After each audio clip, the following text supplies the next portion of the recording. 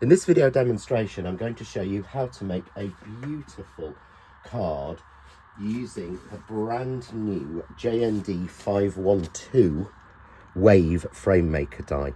This has so many different options of things that you can actually do with it.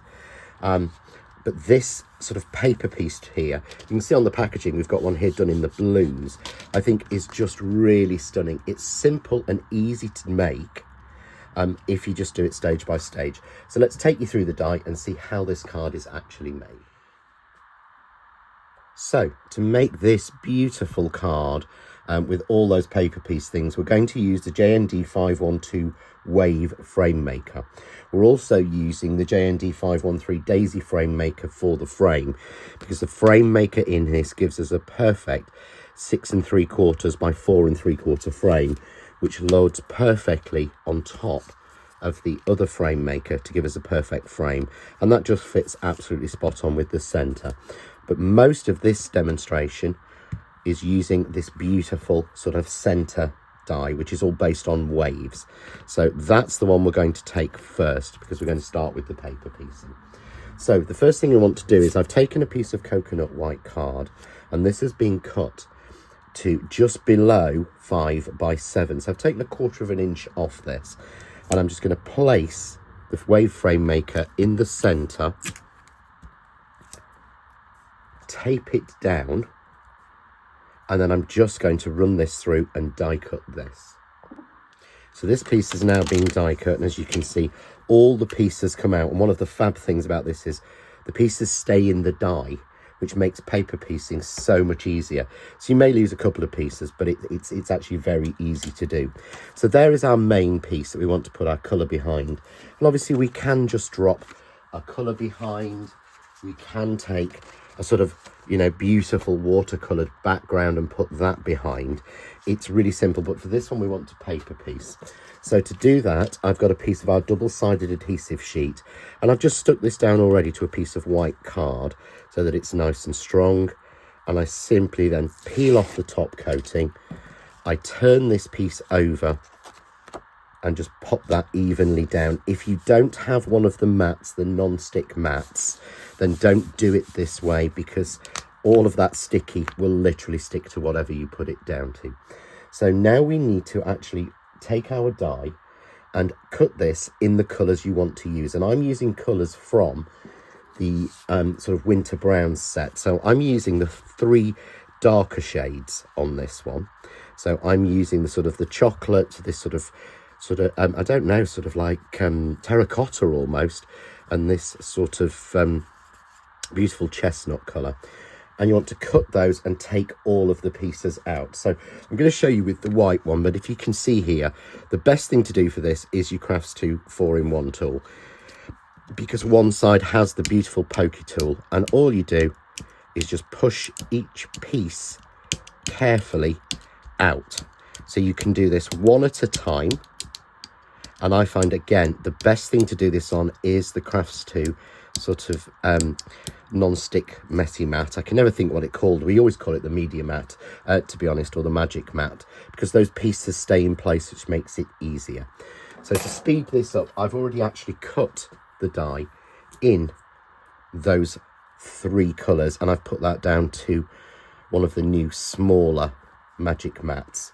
And of course, they don't move, which makes it so much easier for paper piecing. It really does. So I'm going to turn over my 4-in-1 tool to use the pickup tool and just select a colour to go in each section. I start with the circles. So basically I check, and I'm going to go with this sort of chestnutty brown. And here we go with, that's got that section there. So if I turn my piece round and match those up exactly just like that. So I'm just going to take each circle, pick it up and drop it into place. By doing this, you can make 3 of these cards really easily if you keep each of the pieces, because obviously there's enough to fill it sort of 3 times with those. So taking each piece and just dropping it in, and for this first colour I'm filling all of the circles. I can see that one's turned over. So we'll just take that.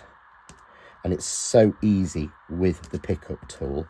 And if something goes in the wrong place, you can just turn it round and use the pokey tool section to push it into place. So there is our first colour put in. So now I'm going to move and use one of the other colours.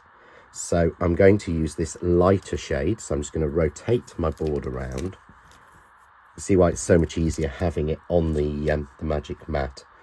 And again, at this time I need to move my piece over.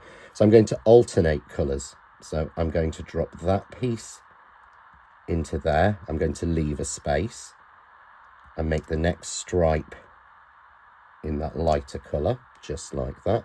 So that stripe I'm going to leave, and I'm going to do the next one again in this lighter colour and place that one in. Again, leave the stripe and move on so that I get all of the different tones. Again, you could do this in so many different pieces.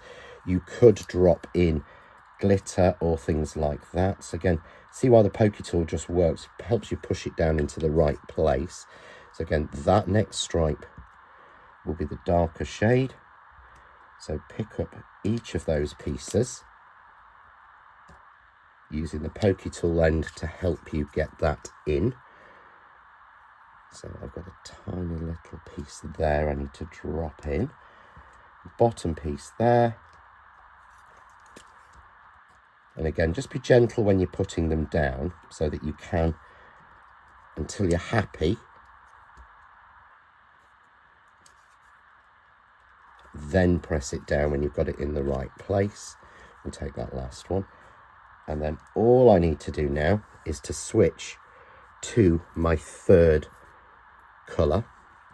And all I'm doing is finding then the pieces that are missing. And as you can see that way, I'm keeping that perfect idea of the stripes going. So, and when you do this, you will notice, it's why I keep all these pieces, you'll notice any bits that are missing. So I've missed that little bit there. I'm just going to drop that in. So again, rotating around, using both ends of the 4-in-1 tool to help me get things into the right position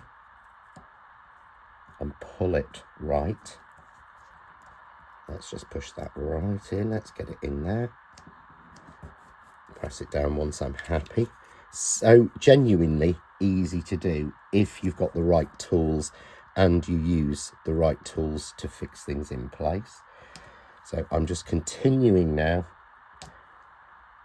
to pop these pieces in. So we're going to go here. Now, this sometimes does happen, and I actually missed a piece out on purpose. There's a little bit there that's missing. So there's a little bit that's missing out of that. So I'm going to take a piece from another colour just to finish it off so that I don't leave any gaps. But you can see that I've got a perfect wave, but then I have all of the pieces there to be able to do that at least once more, usually twice more, depending on how many pieces you are missing. So pop those to one side to use for another card or another project. I'll just clear down the white pieces because I'll use those again for another project or another piece. So there is our background done, and we can obviously trim that down and just use it as a background, but I want to frame it and make it into a card. So here I have my frame that's been made up using both of the brand new FrameMakers, so 512 and 513, and I've just done that in 2 of the colours. So I'm going to add a little bit of foam tape onto the back to give me a little bit of definition. Nice and simple. There we go. Again, remove the foam tape. And we can then frame that perfectly. You can see there we've got that beautiful frame, and just to offset it and balance that white out, I'm going to pop it onto a white card blank. Nice and simple, no mats or layers needed. All of the work is in that central panel. I think this would make a great sort of Father's Day card, or for a teenager. Change your colours. You can do so much with this one. It is really, really good. So then I'm just going to decorate this. So I've cut out some of the stitched leaves in the same as this lighter colour, so I can keep that colour change going. So to glue those on, I'm just going to use a little bit of glue glaze, and we're going to go with flowers in this top sort of right hand corner. So a little bit of glue glaze on each piece.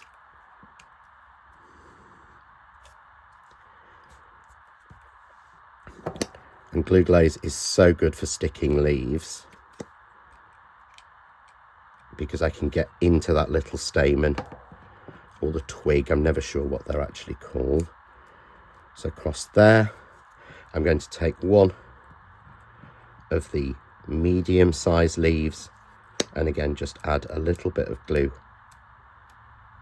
onto the back of there, just to create that little triangle area which will balance it out.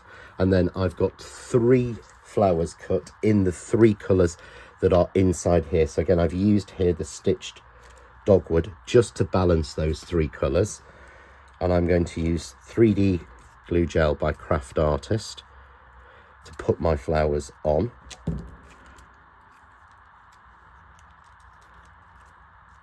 And I'm tucking those flowers in around that corner to balance all of those colours, just like that. And I can then take, if I want to, any smaller leaves and just add those in with a little bit of glue on the end,